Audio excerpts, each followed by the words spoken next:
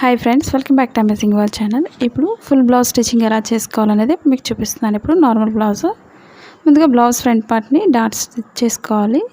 Ending ఎప్పుడు కూడా rough చేసుకోండి. ఇప్పుడు షేప్ డాట్ స్టిచ్ చేసుకోవాలి. మా ఛానల్ కనుక ఫస్ట్ టైం చూసినట్లయితే లైక్ చేయండి, షేర్ చేయండి, సబ్స్క్రైబ్ చేయండి. ఇప్పుడు 2 డాట్స్ మిడిల్ నుంచి కరెక్ట్గా 3rd డాట్ వేసుకోవాలి. మనకు షేప్ అనేది చాలా పర్ఫెక్ట్గా వస్తుంది. ఎండింగ్ ఎప్పుడు కూడా రఫ్ చేసుకోండి.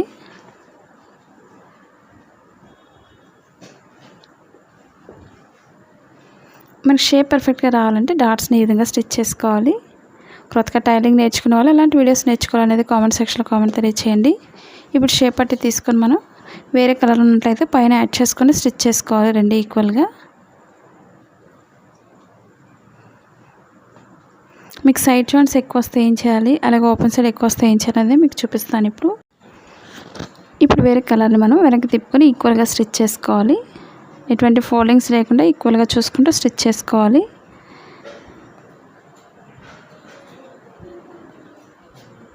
మనకి ఇన్విజిబుల్ షేప్ పట్టి కావాలి అనుకున్నట్లయితే లాస్ట్ వీడియోస్లో ఉంది, ఒకసారి చూడండి.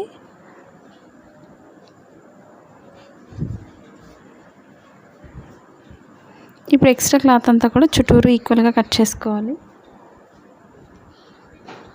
ఇప్పుడు ఫ్రంట్ పార్ట్కి రెండు ఈక్వల్గా చూసుకొని స్టిచ్ చేసుకోవాలి. కింద డాట్ ఎప్పుడు కూడా కోన్ షేప్లో ఫోల్డ్ చేసుకొని స్టిచ్ చేసుకోవాలి. మీకు ఎలాంటి డౌట్స్ లేకుండా ప్రతి పాయింట్ అర్థమవుతుందని అనుకుంటున్నాను. డౌట్స్ ఉన్నట్టయితే కామెంట్ సెక్షన్లో కామెంట్ తెలియచేయండి.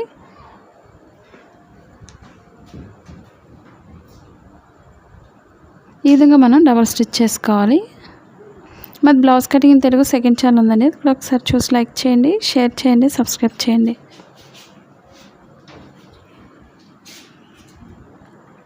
ఇప్పుడు ఓపెన్ సైడ్ రెండు కూడా ఈక్వల్గా ఉందో లేదో ఒకసారి చెక్ చేసుకోండి. మీకు ఒకవేళ ఎక్కువైంది అనుకున్నట్లయితే షేప్ దగ్గర కొంచెం వెడల్పు వేసుకోండి, లేదా మిడిల్ డాట్ దగ్గర కొంచెం వెడల్పు వేసుకుంటే సరిపోతుంది.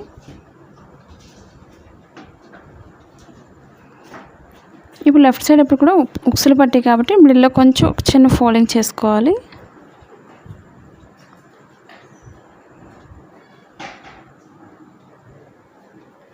ఇప్పుడు ఎక్స్ట్రా అంతా కూడా లోపలికి ఫోల్డ్ చేసుకోవాలి, డబుల్ ఫోల్డింగ్ చేసుకొని.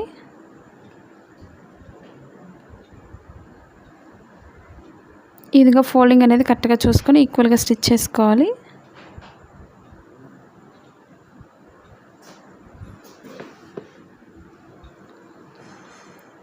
మరిన్ని వీడియోస్ కోసం ఫేస్బుక్ని కూడా ఫాలో అవ్వండి. కొత్తగా టైలింగ్ నేర్చుకున్న వాళ్ళకి బాగా ఉపయోగపడుతుంది. మీకు ఎలాంటి వీడియోస్ నేర్చుకోవాలన్న కామెంట్ సెక్షన్లో తెలియచేయండి. ఇప్పుడు మెడపట్టి అనేది నేను ఫుల్ బ్లౌజ్లో చూపిస్తాను మీకు.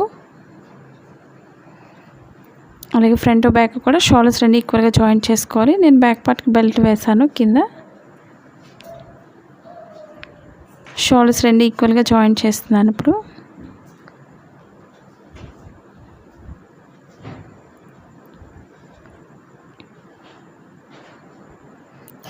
డబల్ లైన్ స్టిచ్ చేసుకోవాలి. 2 సైడ్స్ కూడా మనం అదే విధంగా వేసుకోవాలి. మనకు షోల్డర్ వెడల్పు ఎంత ఉందో ఓల్డ్ బ్లౌజ్ ఒకసారి చెక్ చేసుకొని మెజర్మెంట్ మార్కింగ్ చేసుకోండి.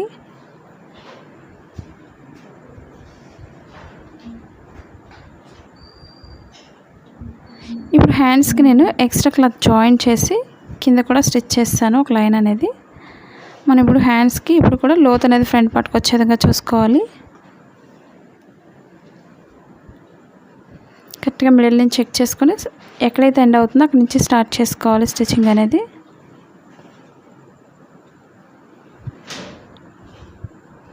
ఈక్వల్గా చూసుకుంటూ స్టిచ్ చేసుకోవాలి.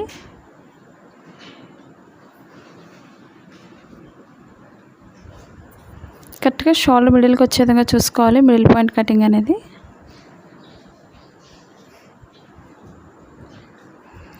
ఈ విధంగా మనం ఈక్వల్గా స్టిచ్ చేసుకోవాలి. మనకు ఫోల్డింగ్స్ రాకుండా ఉండాలంటే షోల్డర్ మిడిల్లో కరెక్ట్గా మిడిల్ పాయింట్ కటింగ్ అనేది చెక్ చేసుకోండి వచ్చే విధంగా. ఈ విధంగా మనం హ్యాండ్స్ జాయింట్ చేసినప్పుడు డబుల్ లైన్ స్టిచ్ చేసుకోవాలి.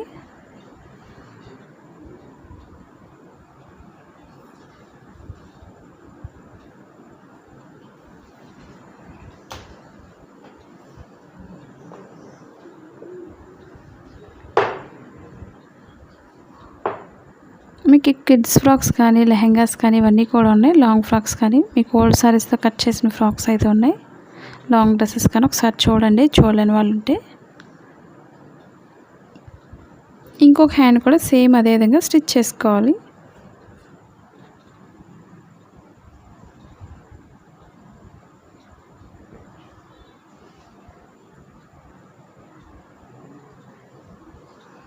మీకు సైడ్ జాయింట్స్ పర్ఫెక్ట్గా రావాలంటే అలా స్టిచ్ చేసుకోవాలనేది ఇప్పుడు మీకు చూపిస్తాను. ఎందుకంటే మనకి చాలామందికి ఫోల్డింగ్స్ రావడం కానీ ఇవన్నీ కూడా మనకి కరెక్ట్గా మిడిల్ పాయింట్ అనేది కరెక్ట్గా వచ్చినట్లయితే మనకి సైడ్ జాయింట్స్ కూడా పర్ఫెక్ట్గా వస్తుంది. అలాగే ఫ్రంట్ పార్ట్లో ఫోల్డింగ్స్ రాకుండా ఉండాలన్నా మనం కరెక్ట్గా చూసుకోవాలి.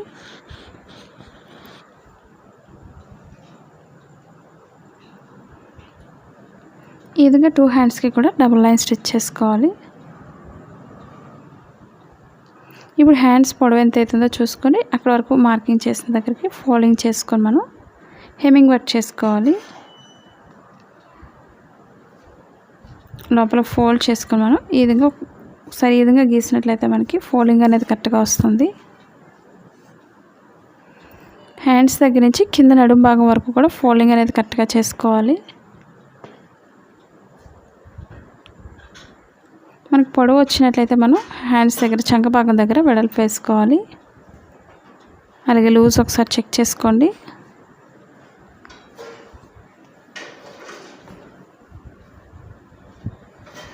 అలాగే చంక భాగం దగ్గర కూడా ఒకసారి చెక్ చేసుకొని మార్కింగ్ చేసుకోవాలి.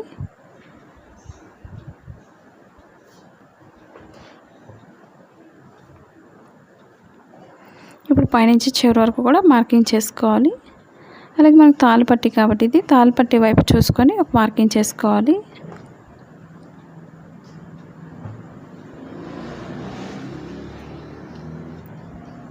ఇప్పుడు పై వరకు కూడా ఒక మార్కింగ్ చేసుకోండి స్ట్రైట్గా ఈ విధంగా.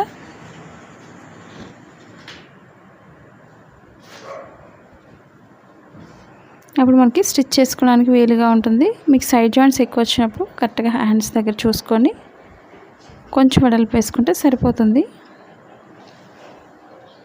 అదే ఫ్రంట్ పార్ట్ ఎక్కువ వచ్చినట్లయితే మనకి 4th డాట్లా కూడా వేసుకోవచ్చు. ఈ చంక భాగం దగ్గర కొంచెం వెడల్పు వేసుకొని మీకు ఎక్కువ వస్తుంది అనుకున్నట్లయితే ఇప్పుడు పైనుంచి ఒక మార్కింగ్ చేసుకొని స్ట్రైట్గా ఒక మార్కింగ్ దగ్గర నుంచి స్టిచ్ చేసుకోవాలి.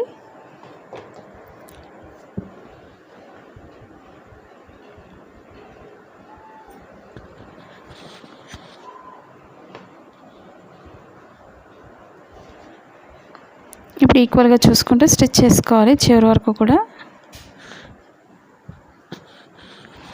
ఎండింగ్ ఎప్పుడు కూడా రఫ్ చేసుకోండి, స్టార్టింగ్ ఎండింగ్ కూడా.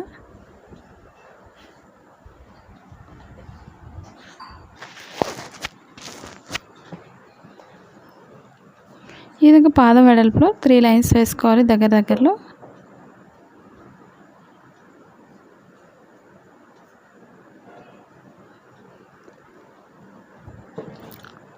త్రీ లైన్స్ వేసుకోవచ్చు లేదా 4 లైన్స్ అయినా వేసుకోవచ్చు. మన పాదం వెడల్పులు ఉన్నాయి చూసుకొని వేసుకోవాలి.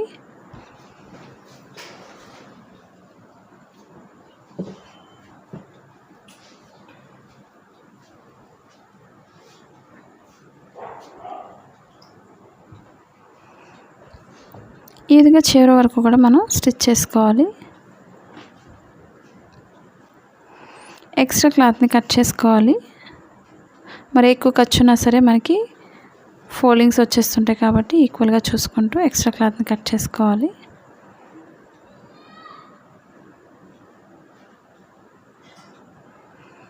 ఇప్పుడు రెండో వైపు కూడా సేమ్ అదే విధంగా స్టిచ్ చేసుకోవాలి.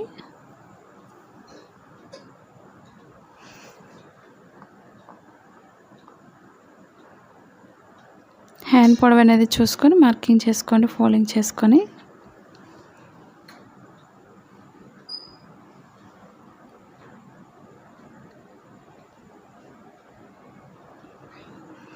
ఇప్పుడు రాంగ్ సైడ్కి ఈ విధంగా ఫోల్డింగ్ చేసుకొని మనం స్టిచ్ చేసుకోవాలి మార్కింగ్ చేసుకొని.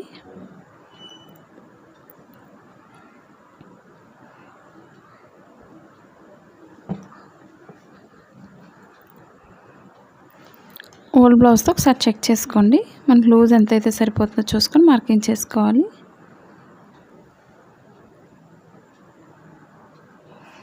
అలాగే చంక భాగం లూజ్ కూడా ఒకసారి చెక్ చేసుకోవాలి.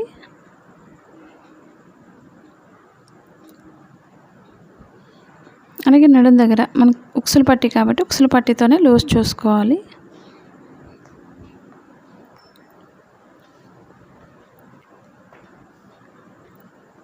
ఇప్పుడు పైనుంచి చివరి వరకు మార్కింగ్ అనేది స్ట్రైట్ తీసుకోవాలి.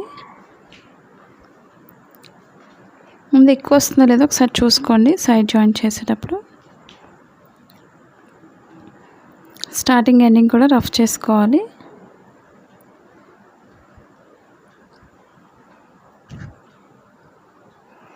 ఇప్పుడు ఈక్వల్గా ఫోల్డింగ్స్ అవి లేకుండా చూసుకొని స్టిచ్ చేసుకోవాలి.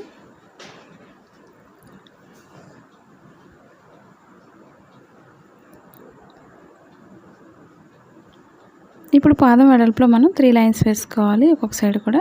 ఇప్పుడు మెడపట్టి కోసం నేను క్రాస్గా కట్ చేసిన ముక్కల్ని క్రాస్గా జాయింట్ చేసి ఒక లైన్ స్టిచ్ చేశాను.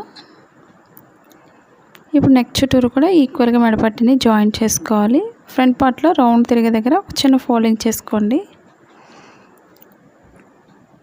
ఇప్పుడు మెడ చుట్టూరు కూడా ఈక్వల్గా స్టిచ్ చేసుకోవాలి.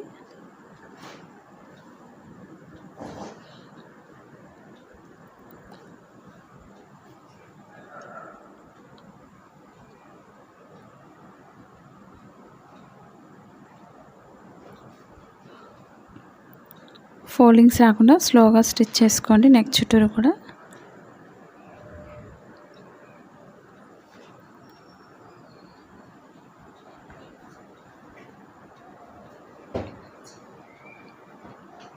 మీరు ఓన్గా ఇంటి దగ్గర ఉండి బిజినెస్ చేసుకోవాలన్నా లేదా ఆన్లైన్ షాపింగ్ చేసుకోవాలని మీషో యాప్ ఉంది, డౌన్లోడ్ చేసుకోండి. మన ఛానల్ ఇంతవరకు సబ్స్క్రైబ్ చేయకపోయినట్లయితే సబ్స్క్రైబ్ చేసుకొని డౌన్లోడ్ చేసుకోండి.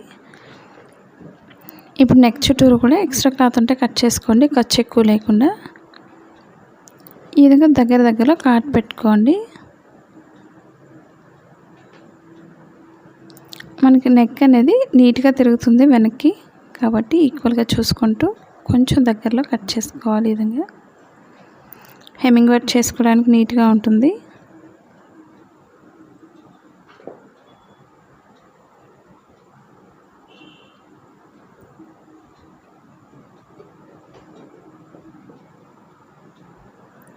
అలాగే ఇప్పుడు ఎక్స్ట్రా క్లాత్ అంతా కూడా పైకి పెట్టుకొని పైన లైన్ నుంచి ఒక లైన్ స్టిచ్ చేసుకోవాలి.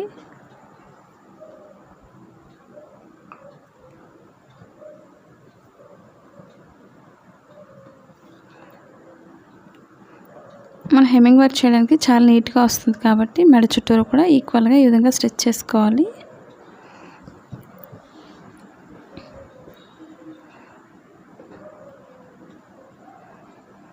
ఫోల్డింగ్స్ రాకుండా కరెక్ట్గా చూసుకొని స్టిచ్ చేసుకోవాలి. మీరు ఒకసారి లూజ్ అనేది చెక్ చేసుకోండి. ఉక్సులు పట్టి నుంచి మనకి కరెక్ట్గా సరిపోతుంది. మీకు ఒకవేళ ఎక్కువ వచ్చింది అనుకున్నట్లయితే బ్యాక్ పార్ట్ డాట్స్ దగ్గర వెడల్పు వేసుకోండి. చూసారు కదా ఫ్రెండ్స్, ఈ వీడియో మీకు నచ్చిందని అనుకుంటున్నాను. నచ్చినట్లయితే లైక్ చేయండి, షేర్ చేయండి, సబ్స్క్రైబ్ చేయండి. వాళ్ళ డౌట్స్ ఉన్నట్లయితే కామెంట్ సెక్షన్లో తెలియచేయండి. Thanks for watching.